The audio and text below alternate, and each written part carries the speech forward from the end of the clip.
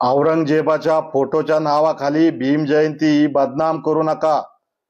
छत्रपती संभाजीनगरमध्ये महामानव डॉक्टर बाबासाहेब आंबेडकर यांच्या 135व्या जयंतीच्या मिरवणुकीमध्ये औरंगजेबाचा फोटो दिसलाय असा प्रश्न निर्माण होतोय.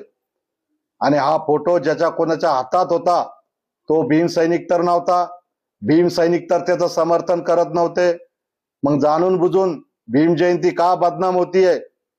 आहे ना आता तुम्ही मोठमोठ्या पदावरती, प्रशासकीय जे मुख्य पदावरती लोक असतात ते डायरेक्ट तुमच्या कॉन्टॅक्ट मध्ये असतात. लावा तपास, करा योग्य तो गुन्हा दाखल, परंतु भीम सैनिकांचं लक्ष हे विचलित करू नका. आमचे अनेक प्रश्न आहेत. आत्ताच आरक्षणाच्या वर्गीकरणाचा प्रश्न आहे, बेरोजगारीचा प्रश्न आहे, महागाईचा प्रश्न आहे. अशामध्ये भीम सैनिकांचं आणि समाजाचं, आंबेडकरी समाजाचं लक्ष विचलित करू नये. वारंवार या धर्माच्या नावाखाली इतिहासातले मुर्दे उखाडून धर्माचा खुळखुळा वाजू नका.